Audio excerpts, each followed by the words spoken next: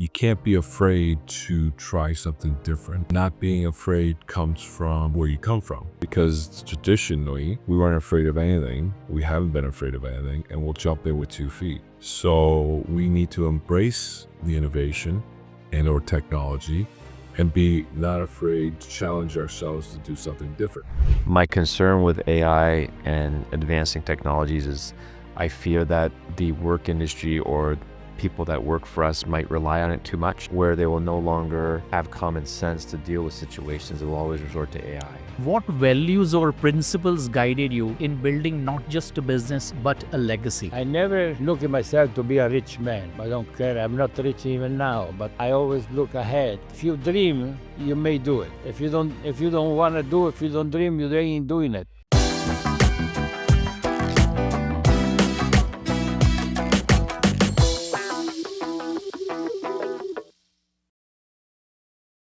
Welcome to Construction Heroes of the World. Today, we have a truly remarkable family as our guest, the Collavinos. Sitting with us is Mr. Mario Collavino, a dynamic and a dashing leader, a true force of nature in the construction world. A pioneer whose determination, courage, and vision laid the foundation for one of the most respected names in North American construction.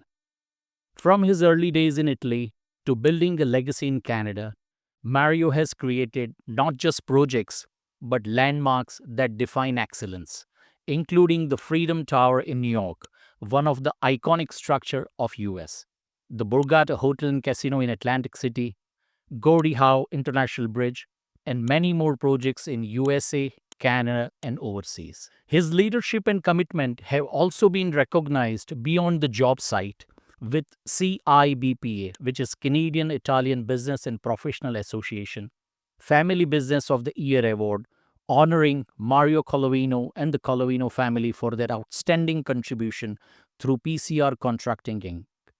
With him today are his sons who carry the family vision forward, Mr. Renzo Collavino, innovating in precast concrete and modern construction techniques, and Mr. Paolo Collavino, leading the construction company, navigating today's challenges and shaping the future. Together, they represent a rare combination: the wisdom of experience, the energy of innovation, and a shared commitment to excellence.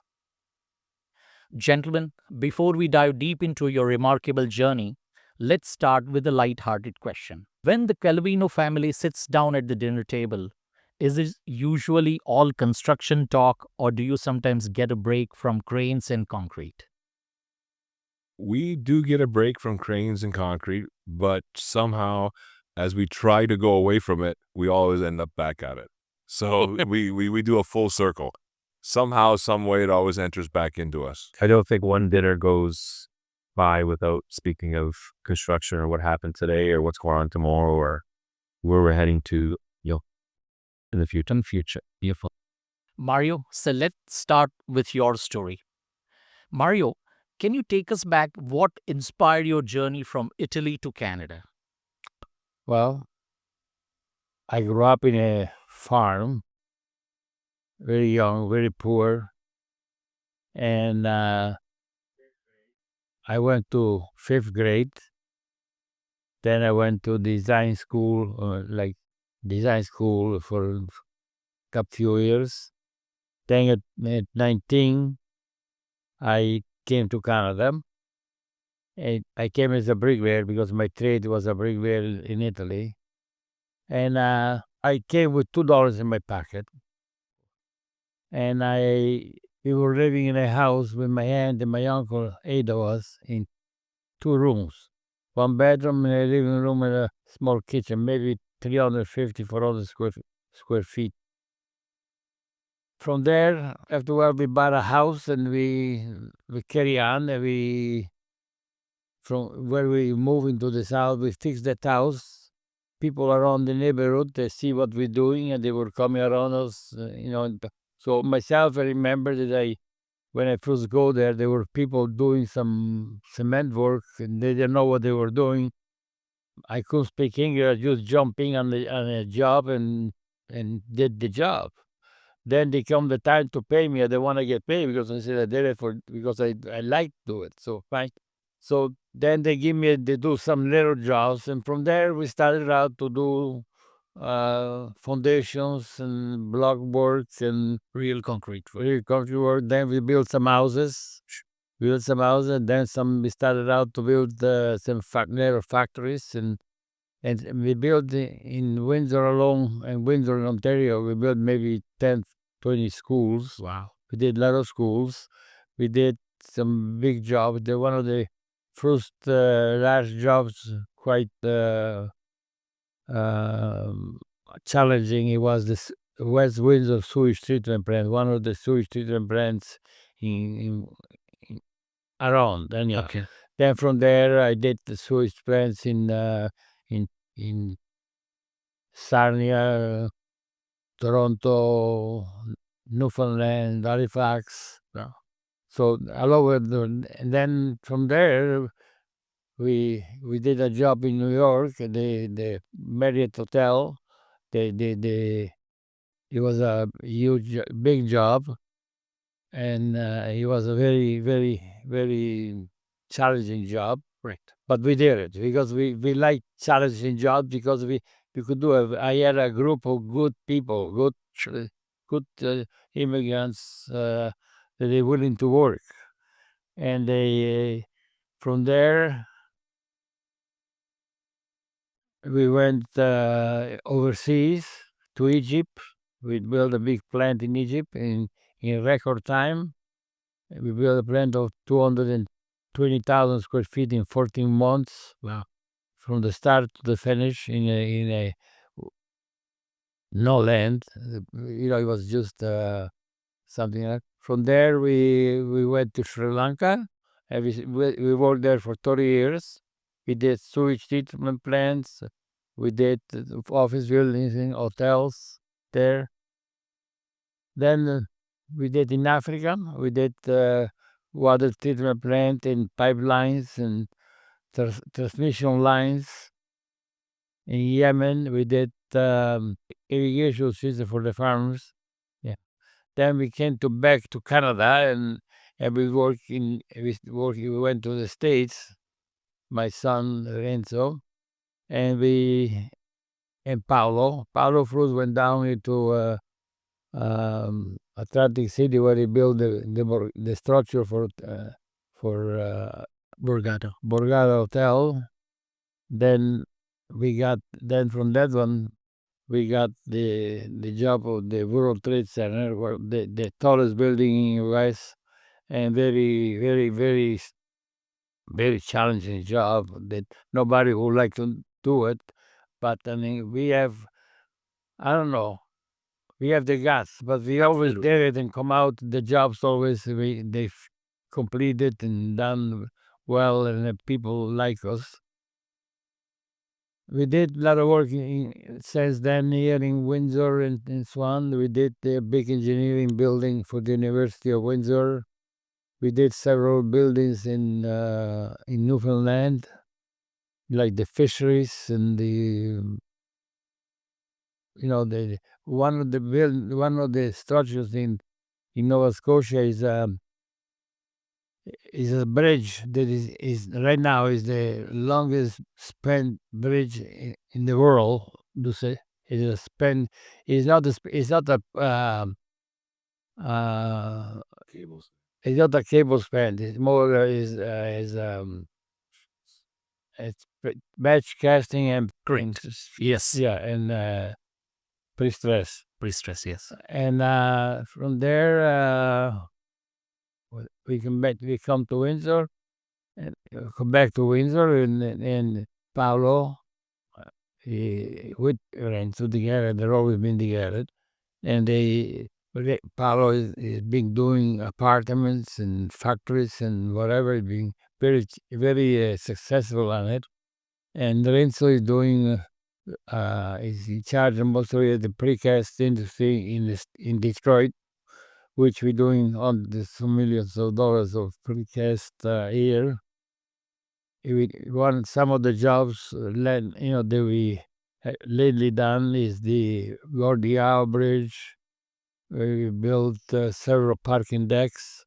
We built the many other buildings, different buildings, and now we are doing the tunnel from Ontario to Michigan. Well, Yeah, so it's so nice. we're doing busy. So Excellent. yeah, we're being busy. I'm very proud of my kids. They are very solid, very strong. You know, they're not strong, but whatever we did it.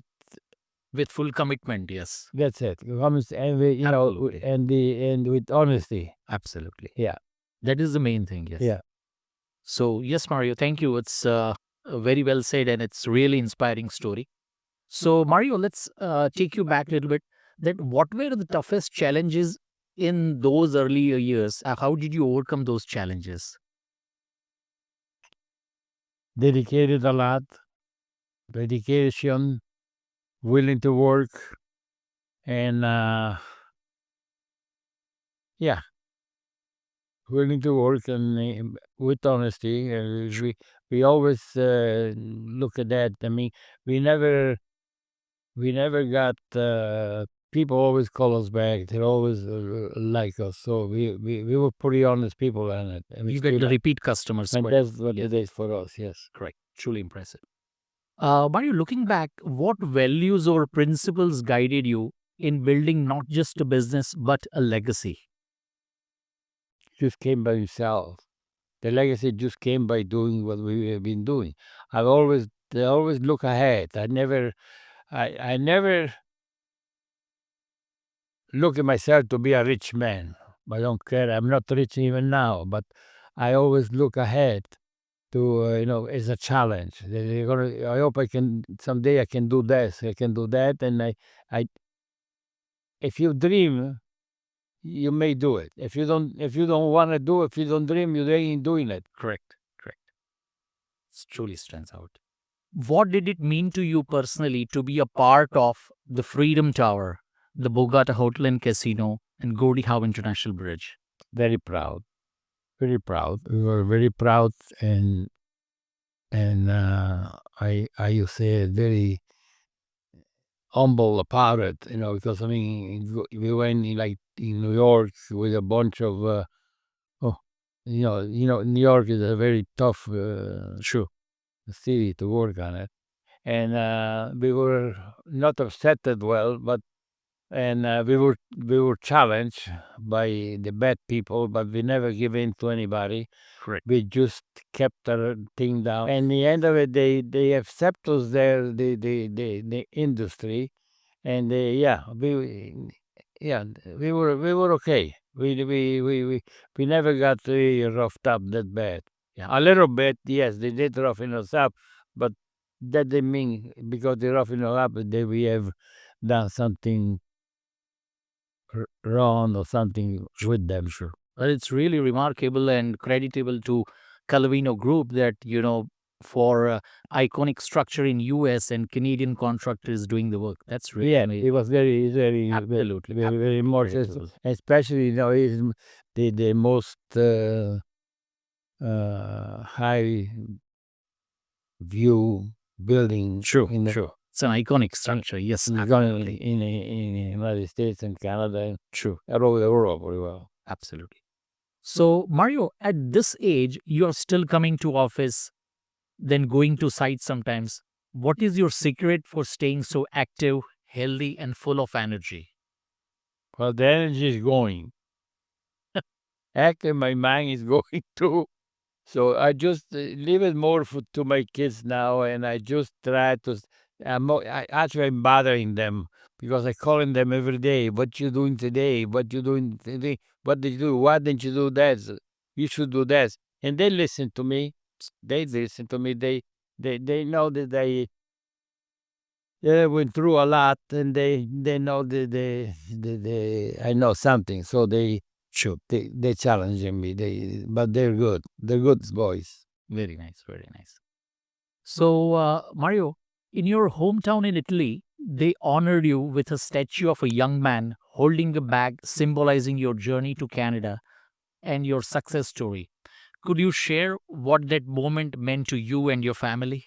Well, I think it was such an honor, yes, and it was such the whole, not only the town, but the province and the area, the north of Italy. He was I was very notable. I received many honors from Italy, from the University of Udine. There I got the engineering. What do you call it? You got his honorary PhD. PhD, yes. PhD, yeah. PhD. Very good. So that was an honor because with the fifth grade, you had even, yeah, it was good. But then, yeah, they recognized me, and it was a big deal when I did the presentation, and they asked me something to do about with some of the jobs we did, and they said one of the jobs they were asking me is just the Freedom Tower, the cement, because we had the cement there, 18,000 psi. Okay, well, So it's some of the highest strength cement in the ever been done. And so all the architects, engineers, they were asking me about it. Then they were asking me something. I told them something to do about with one of the first high rise in Windsor, the first high rise in Windsor. We did a story there. And it was half in the water, half outside, and the ground was like 1,500 pounds per square foot. correct. The building, you had to have 5,000. How are we going to build it? Correct. No piles. We don't want to spend the money. So it was myself and a couple engineers, William Trow from Toronto, Dick Law from Toronto, and what we did, it was like A raft. no, we unloaded first. We took off 30 feet of dirt to take away. So it was 1,500 pounds. The ground, yes. The ground for. So we say you got to get to 5,000. So we took off 30 feet on the material. So that weight comes out to 1,500. Right. Then what we gonna do? We need another 2,000. So what do? We just dig it, backfill it with stone, and then we let the water come in, so it's like a boat. So, yes. So that was something that they was never. Well, it was done a lot of times, but Correct. it was something that we did. But to answer your question, when we were all there present for that ceremony, the whole village came out, the whole province was out. There was dignitaries from Italy, general. Both families were there. There was Mario's family there, which all of us were there. Rigo, his brother, Beautiful. that was a big part of his legacy. Excellent. That we didn't talk about here, but he was, without Rigo, the two brothers were able to build anything. Sure. Yeah, no. My brother was a big deal within the company. Sure. I mean, myself, I was more PR, you want to call it. My brother was more of a hands-on than you. He was very strong, very, very hard-working man. So at the end of their careers, to have that acknowledgement and to be able to give back to their community and show an example of what can be done, Sure. was an honor for that. Absolutely. So on that statue, you'll see an M and a V, and one symbolizes Mario and the other one's Valentino, which is his brother, because those two brothers left for a better life in this country. Excellent. I really appreciate that you sharing. Yes. Yeah. So now, sure, go ahead. We had other, things from the governor of Italy. Gave me a gold medal, and other things in Rome and there and there. So I was honored too much that I don't feel that You deserve it, Mark. worth all that much, but I mean, they thought they did. So yeah, thanks. Excellent. Let's come to yours in Paolo's area. Now, how does precast, which is International Precast Solution, fits into family business, as it is innovative and modern technique? Also, what excites you about it today? Well, growing up, both Paolo and I were exposed to both sides of the business, being the cast in place, the earthwork, the general contracting, and also the precast business. So we grew up with that in our backyard. So we learned a lot from our mentors around us, including my father and my uncles and other superintendents that worked for us. So we really were diverse from a very young age. We started throwing us different options. So we've always seemed to, through the years and listening to these people grow up, meaning my dad and his brother through the industry and getting more and more bigger, they've always introduced some sort of precast into some of their more complex jobs. So they were heavy cast in place guys, they were heavy earth guys, but at the same time they were precasters, and they were always trying to innovate. So they always had this European style of integrating precast with cast in place, a hybrid. Hybrid. I love that filigree slab concept. That's amazing, and that expedites and it makes the whole construction very faster and economical. Yeah, that system is it's not much used around here. Yes, I noticed that. Yeah, Yeah. it's not much used around here because you're trying to find people that can flip from a cast in place to a precast mind psyche and pull it all together. It's very popular in Europe and other parts of the world, and between my brother and I, we've been able to incorporate it in some of our cast in place projects.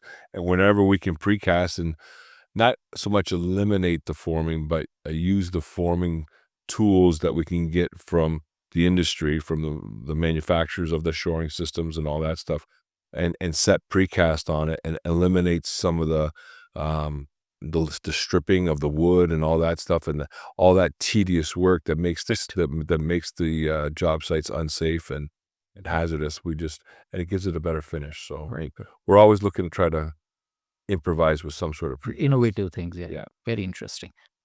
Paulo, what does it take to lead the construction company PCR Constructors Inc. today compared to when your father started?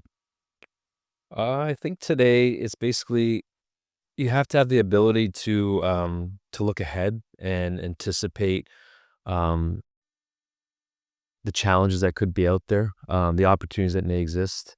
I find that today, if you're not out there pounding the pavement, as I say, looking for new work and looking for new opportunities, then you'll be in an office by yourself waiting for the phone to ring one day, and that doesn't happen. So the challenges that are out there today is basically being diligent and being aggressive to go look for those opportunities out there, because if you don't, then you'll be in the dark. Correct.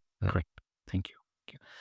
Now, Mario, what advice would you give to future leaders about carrying forward a legacy in construction? Well, I think we got to change something. I think if we start moving a bit from 50 years ago, 60, 70, 80 years ago to now, it started moving. But I don't think, we have all the smart things in everything mechanically and car. We are so far behind in the construction that it should not cost $1 million a home. We should be able to do something better and like standardize something, make it look better. We need more hands-on and more design, more careful to build better and cheaper. Correct. Yeah, what Renzo made a point about filigree slab, which can expedite A lot of construction. things we can do. Like, well, see, I'm a bit of a gambler. I was building houses, some houses, and I had some, I remember outside, made out of precast or some other chemical, but we never carry on it. We never went through. Were in a housing, single housing, because this is more for single housing. You can go now you can go to precast buildings, complete building housing. They've been done now. So it's changing things. I hope it will change more and there will be Adopt to that technology. Yes. right. Absolutely. Thank you. Now, Italian culture is rich in family bonding and community. So, how have those values shaped your work as a family? And how important is Windsor as the nucleus, the place that grounds you, no matter where in the world you build projects? I can say to you, I think I'll answer this. We were brought up with a strong work ethic, and that strong work ethic stems from the immigrant mentality. These people came with nothing, similar to the people that are immigrating today that have come with nothing. And those people are here to work. And that work ethic was instilled in us at a very young age. And we don't quit, and we continue to work. Our travels have taken us all around the world. And we're still here in Windsor. And we haven't left Windsor. And we don't plan on leaving Windsor. Windsor's defined us. Windsor, Detroit, this region has suffered a lot through the years. And these people in this area, that side of the border and this side of the border, they're resilient and they don't quit.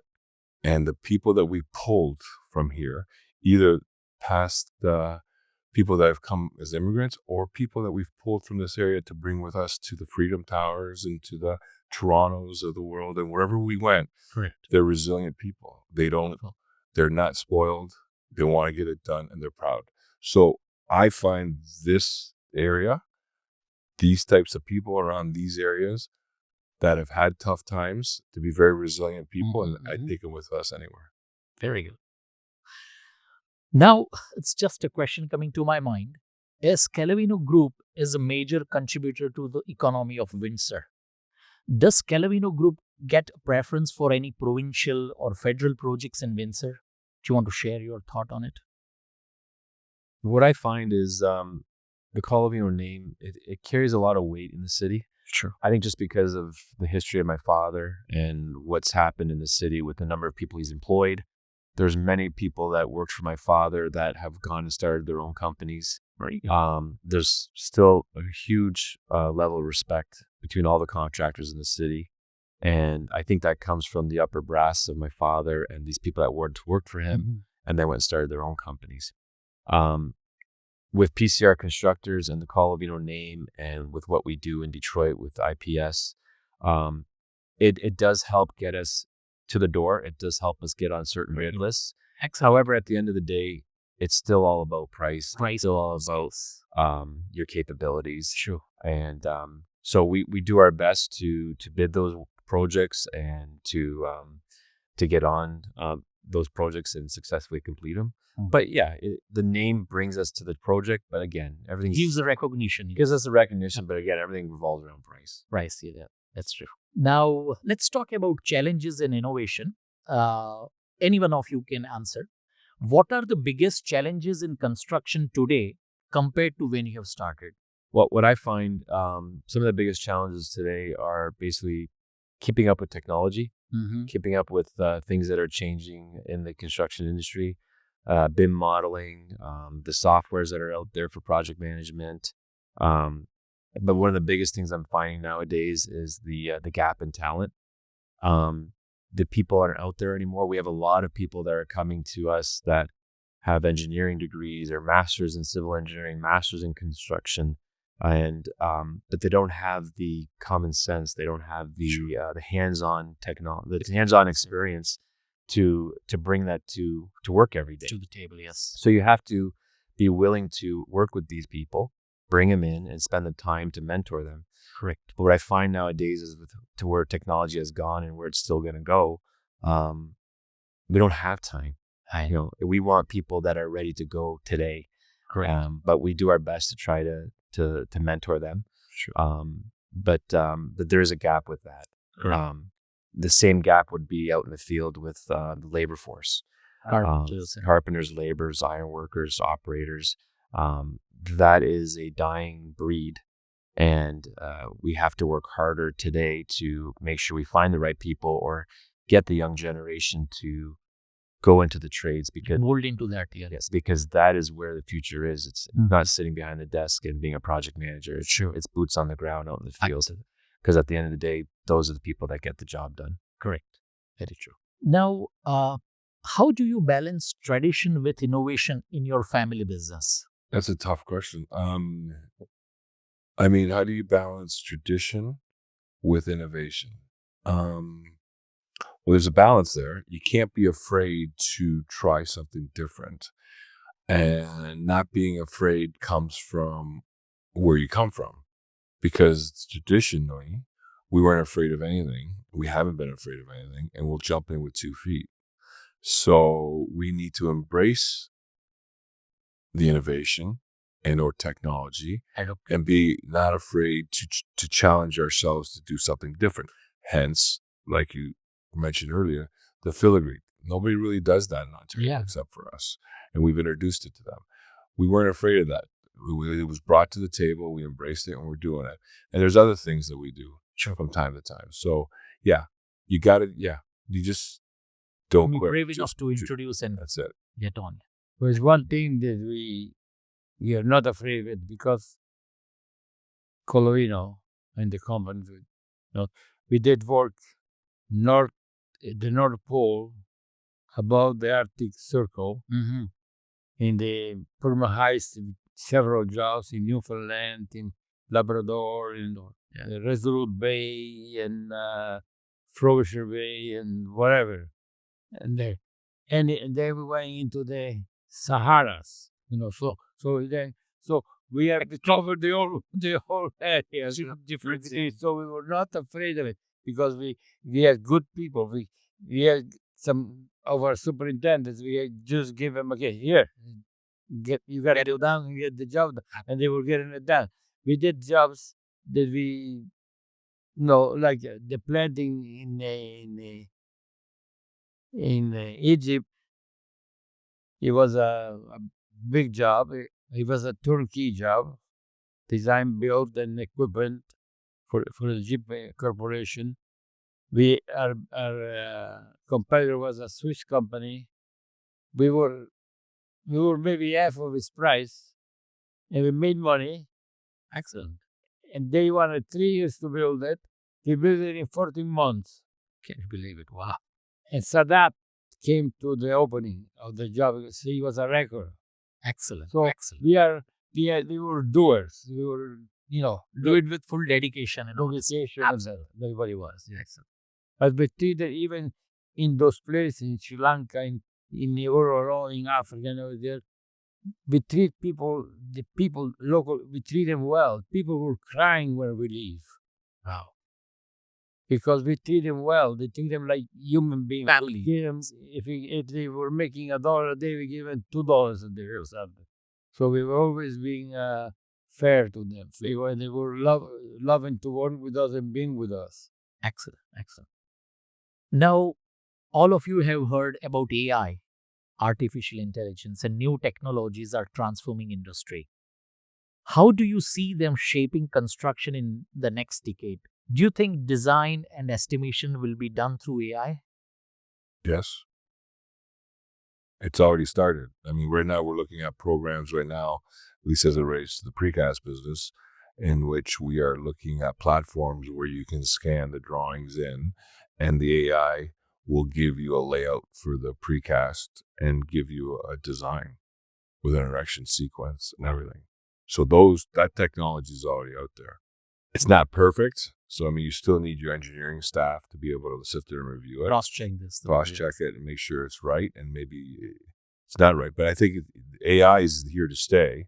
I mean, even for scanning in documents, contracts. Just the basic things. The basic stuff. Even to have a set of drawings and specs that come out and then review you can now today, there's technology out there today where you can take revisions of the drawings as they come out, and AI will kick out the differences between the last set of drawings that you had with the new set of drawings. Wow. So that helps the administration to be better equipped to handle with the changes, because everything's happening so fast. Wow. So we're going to have to be more on point, I think. It's coming. Paolo, do you see any change in your world about doing? I kind of couple with what Renzo's saying to that aspect of helping out with changes and helping out with understanding logistics and a plan of attacking a job differently. I think you can go back to AI and give them an example of what you're dealing with today, and it will tell you how to deal with it or how to get out of it or what others have done in the past to deal with it. My concern with AI and advancing technologies is I fear that the work industry or people that work for us might rely on it too much, Sure. where they will no longer have common sense to deal with situations. They will always resort to AI, and that I have a problem with. Correct. And if mistake can happen, then it can be irreparable at that stage where you recognize the mistake has already happened because of the software. Correct. Correct. Yeah. And I find today that a lot of people rely on these project management softwares that, they're good. They all have their place. But we were always a paper heavy company. We were always dealing with government projects and municipal projects and going up against some of the biggest contractors in the country on some of these projects where paper was king. Like we used to write letters to people every morning just to say good morning and say, we hope that we have a good day, but chances are we're not going to have a good day. Yeah. But I do find, though, things are turning a bit. I find that the young generation, I've been pushing more paper heavy to them, where I had the young generation comes with all these computer softwares and everything online and through the cloud and stuff. But now I'm finding a lot of my project managers and coordinators are coming back to paper because of the ease of being able to look at a document. Look at it. That's actually in front of you, Correct. versus having to go search for it on a computer or on a cloud. Visualize this. And to read something over a screen versus reading it in front of you makes a big difference. Big difference. Very true. That's true. Thank you. Now, advice for students and entrepreneurs. We are going to that section. Now, Mario, what advice would you give to young entrepreneurs who want to start a business in construction? Hard work, being a bit smart, what you're doing. What it's not said to go to a business. You gotta go to a business that you like, and did you know a bit about it? Because if you don't know anything about it, you ain't gonna be successful. If you love it, you're gonna be good. So you gotta be loving the thing, willing to work hard for at least for a little while. Sure. That's life. Yeah. So you should love things from the heart, what you do. Excellent. Thank you. Paulo, coming back to you. This is for young students. They see construction as tough field compared to office jobs. What would you say to students who are unsure about choosing the construction field? And let me add into it. I mean, is it a rewarding career? I mean, construction, is it a rewarding career? As lot of talent is not coming, how can we attract more engineers or more students towards civil engineering? Well, I think it's a good question, because that's, again, something that goes back to what I said moments ago about the challenges with having poor talent or a gap in the trade industry right now, from when my father was in the industry to where we are today. We find a lot of people that have come to work for us as project coordinators or project managers that they like spending more time in the field. So they like to spend maybe 50% in the office, 50% in the field.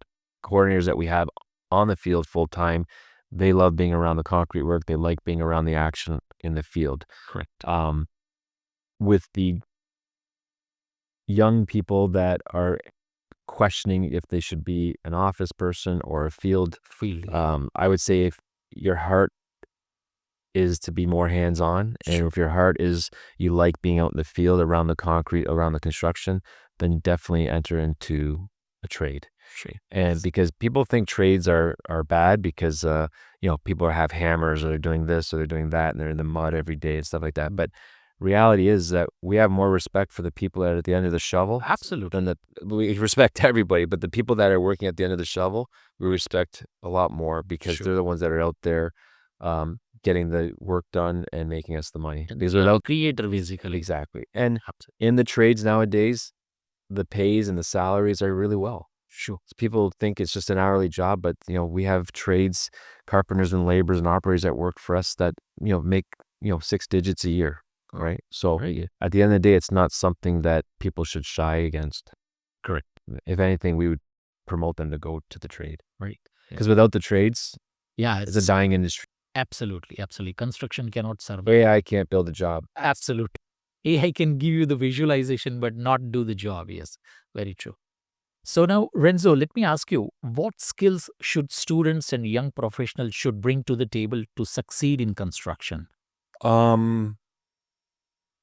I changed my mind on what I was going to say about this, so I've gone about face. I think the most important for all these young students, they need to identify what they want to do. Is it being in the trades, like Paolo was mentioning, or is it being an engineer? Is it being an accountant? Is it being whatever? It doesn't matter if you're in construction.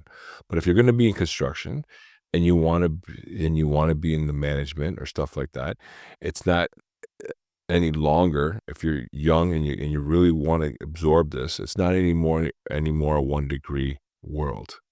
So they're going to have to team up their engineering degree. And it doesn't matter if you're mechanical, electrical, whatever you're doing. If you want to get into management and you want to understand, the one part of it is, my dad used to say when I was young, the easy part is building it. The business starts after it's done, because there's a good majority of the time, I mean, we've been blessed as of late, but there's a good majority of the time where you're going to be having legal fights and one thing or another, and the business part starts. Right. So if you can team up your engineering degree with an MBA or a law degree and an MBA, because we build it, we cost it, and we always reading the contracts. Sure. It's all the legal, the accounting, and the engineering of everything. Yes. And moreover, doesn't matter if you're a tradesman or you're the engineer or that general manager, whoever you are, you need to learn to become a chameleon. And what I mean by that is that in today's world, personality and attitude will outweigh your degree. If you have that personality and you have that charisma to walk into a room and people trust you, and you get into that guy's core, he'll give you an opportunity. Sure. So don't be afraid. Don't be sitting there in the corner. Blend in, talk. I'm a strong proponent of these kids. All the kids should be working in the hospitality industry to just talk and not to be afraid to talk and speak up. Because if you don't talk, you won't learn. Recognized, yes. You're not being recognized. So it's very important to work on your personality and fit in. Correct. As much as you can, even if you're out of your zone, but just do what you got to do to get by. Excellent. Because you only get one chance at life. So now coming back to you, Mario, what do you want the Collavino legacy to stand for, not just in buildings, but in people's lives? In people's life, to be honest, humble, loving people, and I think we have a family, all of that is there. So I wish that the whole world be a bit more love and less wars. Excellent. If you could leave one final piece of advice for future generation of builders, what would it be? Don't be afraid of it. Go for it. With intelligence, with know-how, and with the right people, you can build anything. And make it happen. You can make it happen. Excellent. And leave your ego at the door. Yeah. Beautiful. Because your ego will take you to places you don't want to go. Sure. So there's going to be people that are going to cross your way. They're going to rub you the wrong way or whatever it is. You got to let it go. Our family's proof of going full circle and staying together and coming back together after hardships. So leave the ego at home. And understand that. Yes, Paolo, I was thinking to ask you the same. And understand that you're going to have good jobs and you have bad jobs. And, you have to accept that when the bad jobs come around, you have to deal with them and not walk away from them. No. And you have to take what you've learned from that job and add it to the next job so that you don't make the same mistakes. Take it in a positive spirit. Take it in a positive spin, but stay strong. Believe that you'll get through it because for what we've gone through in the last 20, 30 years of our lives, I think there's nothing that we can't get through. Excellent. Now, coming back to you, Renzo and Paolo, what is the best piece of advice Mario gave to both of you that you hold on to even today? For me, is the most important person in the company is the guy at the end of the shovel. He's the guy that makes you the money, and it's bottom up. It's not top down. And that's the way I approach everything I do, from the bottom up. Paolo? I would have to agree with my brother. That's one thing that might always stick in our heads growing up. My dad always said that the most important person in the company is the guys at the end of the shovel and the guys that are out there working for you day in and day out. Because without them, you have no company. Absolutely. Excellent. Excellent. Now, concluding with the last fun question. Looking back over the decades, what is one family project memory that always makes you smile? Maybe a funny side moment or a time when working together felt extra special. Can you please? For me, it was the WFCU Center. Mhm. Was the Windsor Family Credit Union. We're all sitting in this room, and there was a proposal out there to do the WFCU Center, and at the arena, and we came up with a plan. We had a plan that we were working on a project we were working on in Detroit that didn't seem to go right. It actually didn't go right at all. And the administration at the city at the time was looking for a solution for a community center with a major hockey arena and one thing or another.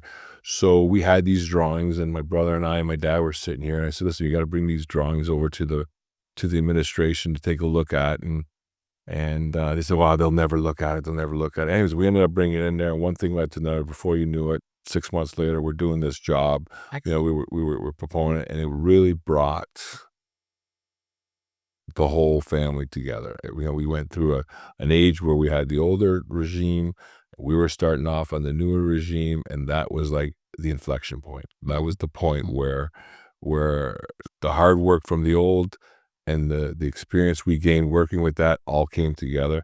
That was the platform that made us go from there. Excellent.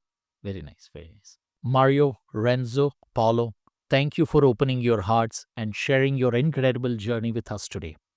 Mr. Mario Collavino, your story is the foundation of everything we have heard.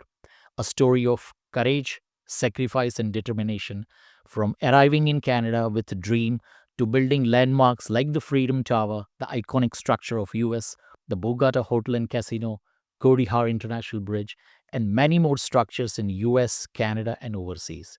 You have shown us what it means to create not just buildings, but a legacy that will stand the test of time. Renzo and Paolo, it is clear that your father's values live on through you. With your innovation, leadership, and vision, the Collavino name will continue to shape the skylines and inspire the next generation of builders. At Construction Heroes of the World, we don't just celebrate stories, we also honor legacies. In recognition of the Collavino family's contributions, we'll be making a donation to Sick Kids Hospital in your name. Gentlemen, you are true heroes of construction. So we see you, we honor you, and we salute our heroes. Thank you very much. Thank you. Thank you.